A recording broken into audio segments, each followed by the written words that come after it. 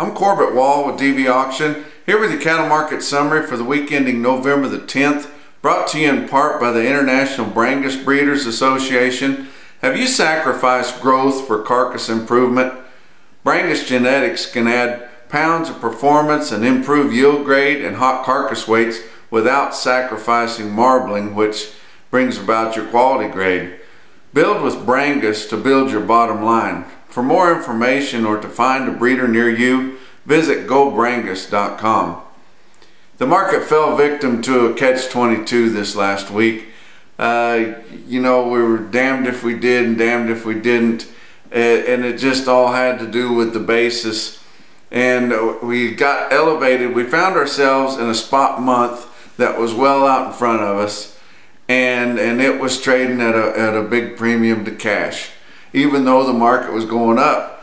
And so everybody was excited about the cash market going up, but the board kept going up too. And your cattle feeders that had cattle on the show list, when they closed those out, they were dealing with a negative basis there. Basically an additional loss they were having to take because they were actually betting on the board to go down whenever they took that hedge. And with the market going up like that, they were having to take dollars off of their break even to try to catch back up with what they lost on the board. And so it was just a give and take deal there. Well, then the market kind of went up so fast and got overinflated. Well, then when it kind of topped out and then started going down, well, then you started seeing your cattle sellers willing to sell their fat cattle at a lower market because it was better in the long run for them by the time they cashed out on their paper and ended up with a basis that was back on the positive side for them. So the two things just fed off each other and just started rolling everything down. If you look at the board, you can see how much ground we lost on the board. Even though we didn't lose much ground on the cash, now it's coming. So we're going to be in a down market for a while now. But you look at the board for last week, live cattle futures on the December contract. Monday was down $1.10. Tuesday was down 70. Wednesday down 170. And by this time, guys started puking their cattle cheaper because they were getting into a positive basis.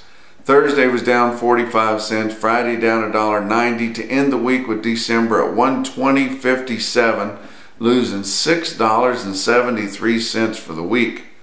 That's quite a loss on your board there, but nobody was really complaining about the market because the cash market was pretty good and getting back into a positive basis. Feeder cattle on January contract, Monday was down 65, Tuesday down 35, Wednesday down 362, Thursday up 95 cents, and Friday down 67, with January feeders ending the week at 157.17, down $4.35 for the week. Now your fat cattle, like we said last week, we ended up with the highest cattle, or I say last week, the week previous to last, we ended up selling cattle up to $1.25 at the very end. And then coming into this week, still had a big head of steam and thought we would gain more ground on the cash market. But when the board started creeping lower, a lot of your hedge feeders were almost excited to see that back off a little bit, meaning it was going to help them whenever they did their closeouts. And everybody hedges these days.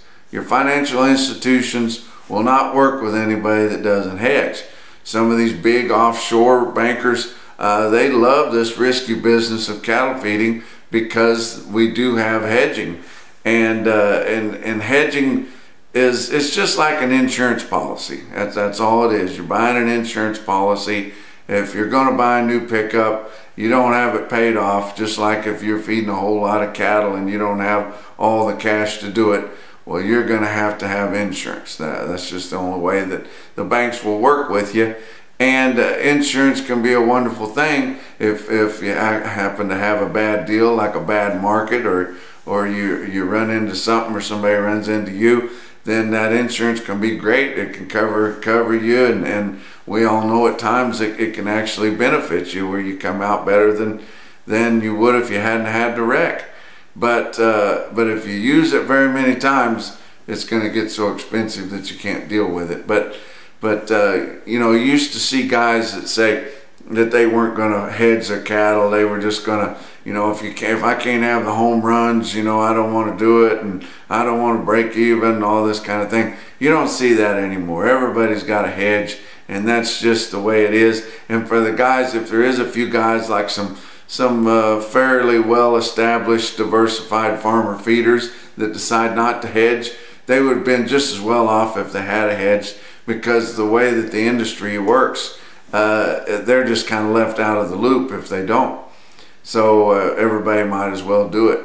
But you look at the fat trade, you know, by Tuesday night, with that board being down early in the week, and for sure by Wednesday morning when it opened down again, well, guys started selling at $1.24, which was $1 off of the top from the previous week. And then they didn't establish that $1.24 in the Northern Plains. They had some 24, but a lot of 22. So your weighted average for last week's trade, and we don't have a good idea because Saturday was a government holiday, so they're always closed on Saturday anyway, so they end up taking it on Friday. So we didn't get a whole lot of information out of the USDA on Friday, but a lot of it will come out here on Monday. But your weighted average through Thursday's trade of 83,700 head for the week in the 5-area feeding region. Weighted average right around 123, with about an even amount spread between 122 and 124. And your dress trade was nearly all at 192, and that's probably what it's going to be. The worst thing I saw that I can say is there was some trade on Friday at 122. We don't know how much.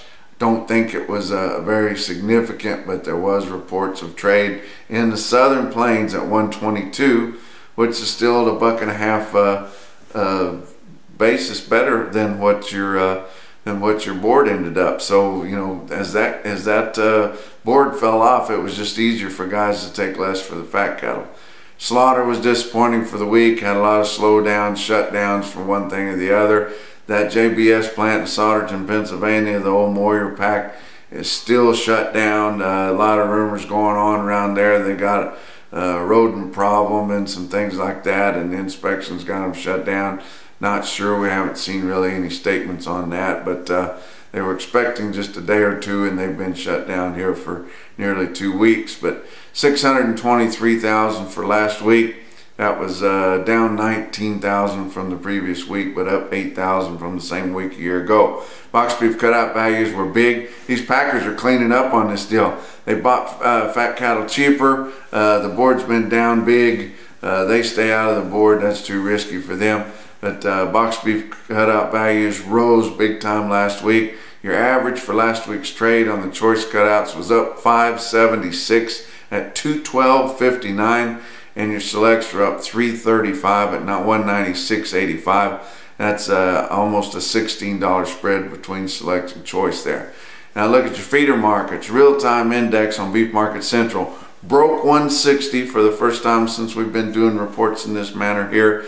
And that's a big deal. Our feeder cattle going right into the feedlot have peaked out now for the year. They're at their highest point for the year. We've still got a lot of good things going for us. This past week we had a lot of reports of high winds and a lot of down corn up in the northern part of the Northern Plains.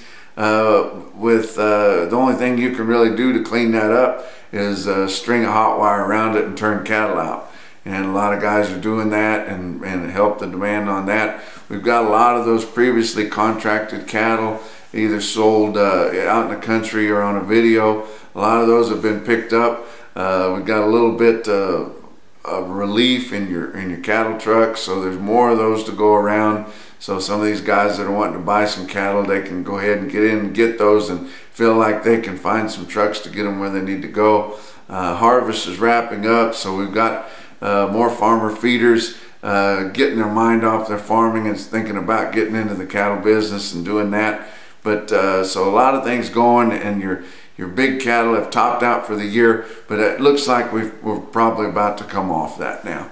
We've ran out of gas. We went to too high, too much, too fast, and we ran out of gas, and so we're going to start backing off. But your cash feeders for last week were $3 to $5 higher. Your calves were steady to $5 higher. Your calves could still get a little bit higher, as we've got a lot of good demand for those yet.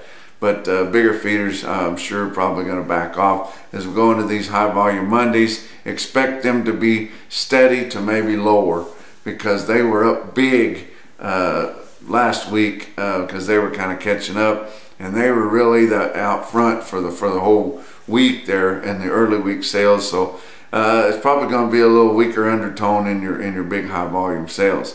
But look at a good test of the market late last week. Farmers and Ranchers Livestock in Salina, Kansas, 4:30 in the afternoon on Thursday, at 83 head of steers weighed at 891 at 168. That's a look at your week's markets from Home DV Auction Office here in Canyon, Texas. We'll talk to you next week.